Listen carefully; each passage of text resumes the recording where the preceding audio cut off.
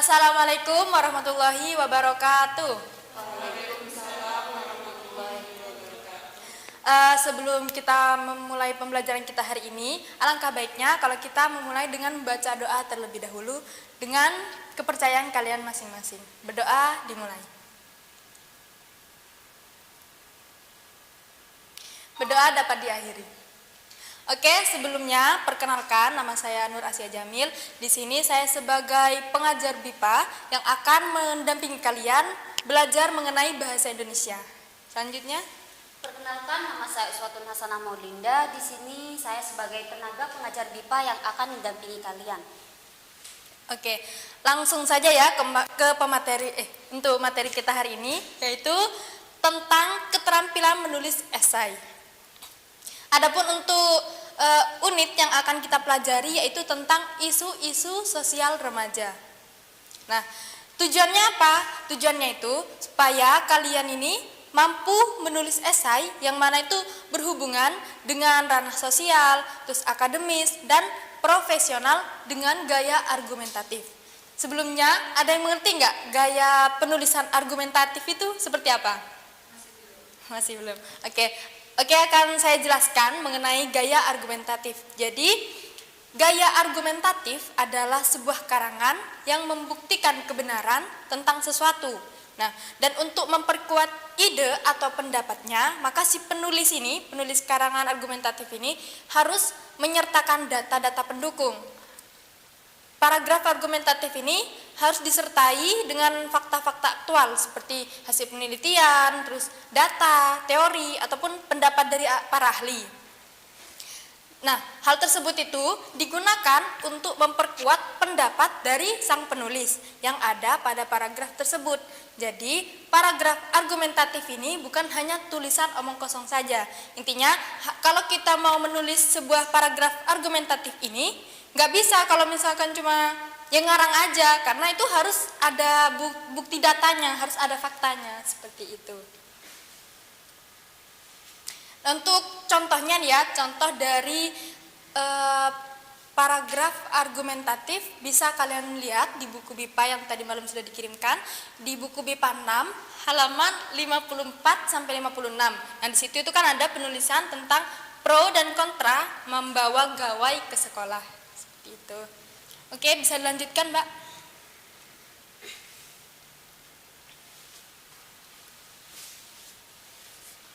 Nah, selanjutnya yaitu teks diskusi.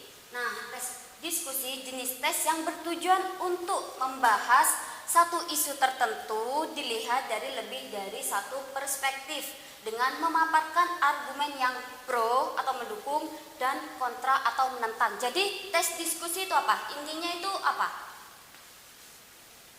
Ada yang tahu? Belum ada ya? Jadi intinya teks diskusi itu ya biar kalian tuh enak lah gitu, biar kalian tuh cepet inget. Teks diskusi.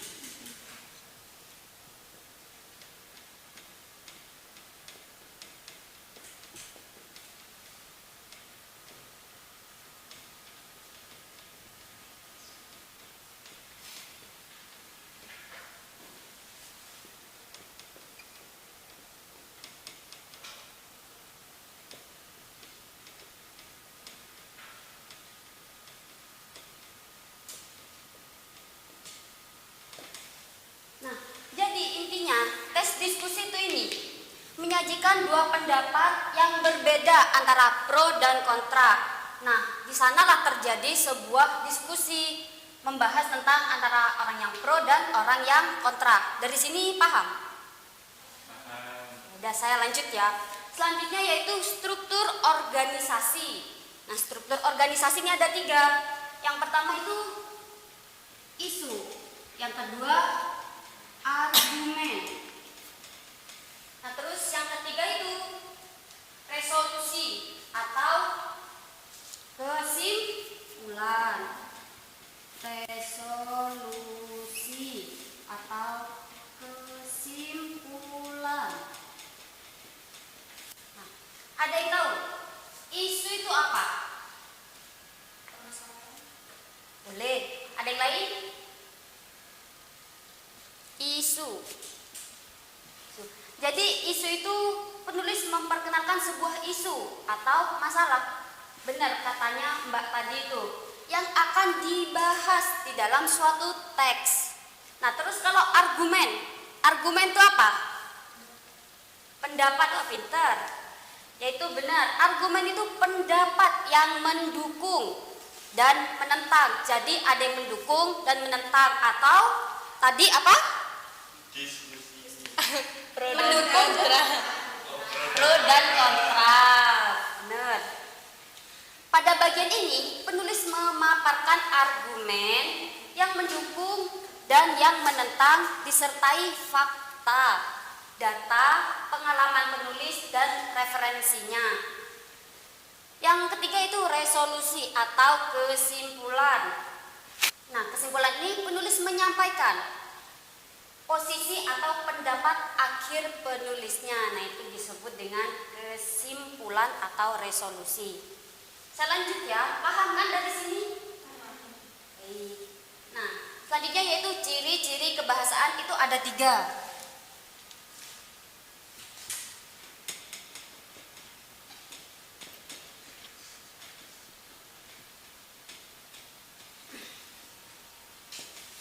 Nah, yang pertama yaitu terdapat penggunaan istilah umum. Nah, umum itu apa? Umum.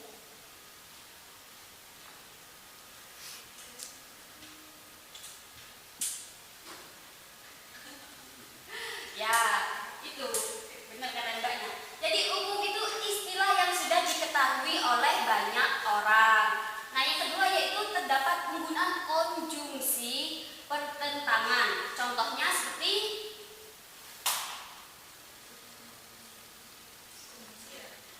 berbeda dengan pandangan di atas. Akan tetapi itu. Terus yang ketiga yaitu terdapat kata pendukung atau penolak. Misalnya kayak setuju, terus, sepakat, terus, tidak setuju, terus menolak. Benar. Jadi ciri-ciri kebahasaan itu ada berapa?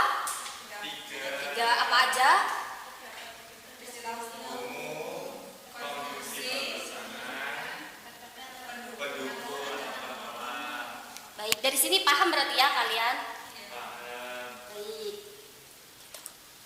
Oke, tadi kan sudah dijelasin tuh kalau ada gaya argumentatif sama teks diskusi. Sekarang berhubung pembelajaran kita ini kan tentang keterampilan menulis. Jadi boleh minta satu perwakilan, siapa aja yang mau ke depan? Silahkan Mbak. Oh, gak apa-apa, nulis aja kok di depan. Oke, terima kasih Mbak. Ini tulisannya Ibu. Nggak apa-apa. Kan tadi dijelasin kalau paragraf argumentatif itu sesuai sama fakta. Boleh ditulisin satu kalimat aja yang sesuai sama fakta. Misalnya nih, papan tulis di kelas ini berwarna putih, kayak gitu. Nggak putih, tapi ini. Abu-abu nih ya. Iya. Apa nih? Jadi boleh dah terserah apa aja, intinya yang mencerminkan kalau itu tulisan paragraf argumentatif. Silakan Mbak. Oke. Sebentar. Panjang nggak apa-apa ya? Nggak apa-apa, boleh. Mau sepapan juga nggak apa-apa.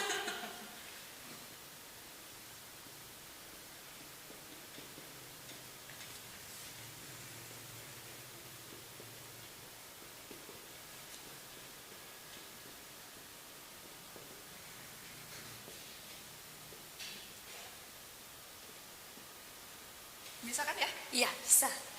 Bisa kok, sesuai sama faktanya. Kalau betina pasti perempuan. Oke, terima kasih ya Mbak. Mungkin yang lain pengen? Ayo Mbak, silakan, nggak apa-apa. Masnya? Nggak apa-apa, ini kan belajar nulis.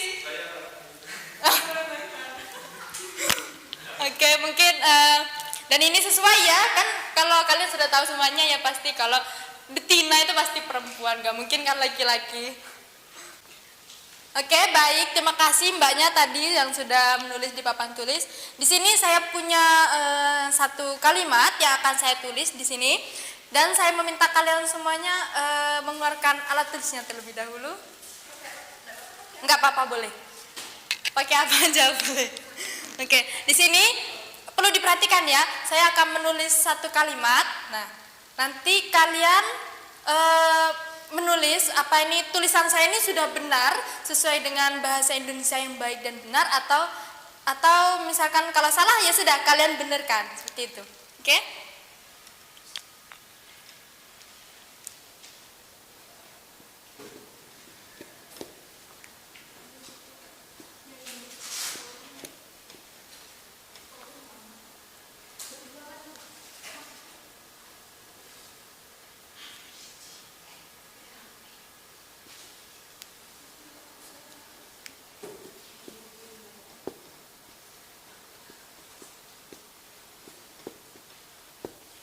Ini kalimatnya. Bacanya Lesti, ini nama orang ya. Lesti berada di Jogja. Silakan.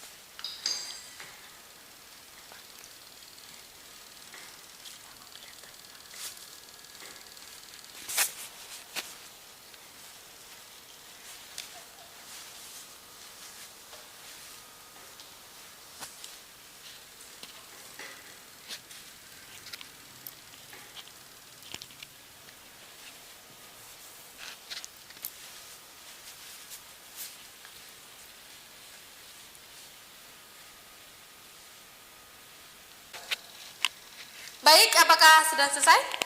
Sudah. Oke. Saya akan lihat satu-satu ya. Sudah dari sana, Mbak. Lesti berada di Jogja. Oke, benar. Enter Mbaknya. Besar sama kecil gitu seperti apa? Iya, Mbak. Oke. Perbedaannya J besar sama kecil seperti apa? Besar? Itu. Udah bener kok. Nah, ya, itu benar. Sudah, yang lain sudah dikoreksi. Mbak itu belum, Mbak ini belum. Mbak. Lesti berada di Ini J-nya? Jogja.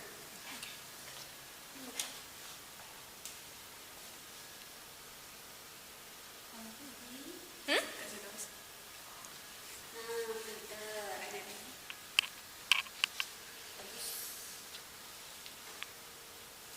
Bu, saya mau bertanya. Oke, boleh. Misalkan kan kalau ini di Jogja, Jogja itu kan nama tempat. Misalkan di mana-mana itu dikasih spasi atau enggak? Enggak, karena itu kan nama tempat. Jadi di Jogja itu perlu di spasi. Kalau di mana-mana berarti tidak Enggak perlu. apa-apa. Enggak perlu kasih spasi. Apakah seperti ini, Bu? Di mana-mana. Seperti ini tulisannya? Iya, betul. Di mana-mana. Kita ada nantinya. Di mana? Oh iya. Di mana-mana. Ya, betul. Baik, terima kasih, Bu. Sama-sama. Jadi kalian paham kan, tahu kan sekarang ya? Kalau misalnya nama tempat itu harus hurufnya harus besar, ya seperti itu. Dan kalau ada kata di depannya itu harus dipisah, nggak boleh disambung. Ya. Paham? Baik. Untuk tugasnya, kami di sini punya tugas untuk kalian kerjakan, yaitu membuat sebuah teks diskusi mengenai isu-isu sosial remaja di Indonesia dengan menentukan struktur organisasi dan ciri kebahasaannya. Tadi kan sudah dijelasin tuh kalau ada teks diskusi yang pro dan kontra, dan juga dijelasin kalau ada struktur organisasi sama ciri-cirinya. Terus kalian perlu melakukan riset di internet mengenai isu-isu sosial remaja, dan juga ditentukan argumen yang pro ini yang mana, terus argumen yang kontra itu yang mana, serta membuat teks diskusi dari informasi yang didapat dengan menggabungkan dengan pengalaman pribadi. Kan tadi itu resolusi ya, masuk resolusi. Seperti itu. Untuk contohnya, Untuk contoh dari tugasnya bisa kalian lihat di buku BIPA 6 halaman 58. Di situ ada sudah contohnya, contoh pengerjaan dari tugas yang tadi itu. Bisa dimengerti ya? Mungkin masih ada yang belum dipahami, boleh ditanyain? Mbaknya mungkin masih bingung, masnya mungkin masih bingung? Sudah. Baik, itu saja untuk materi kita hari ini. Sebelumnya, kita harus membuat kesimpulan terlebih dahulu. Mungkin dari teman-teman ada yang mau menyampaikan kesimpulan materi kita hari ini? Nggak apa-apa, nggak usah malu-malu. Kesimpulannya dikit aja. Bikin slide-nya, Mbak.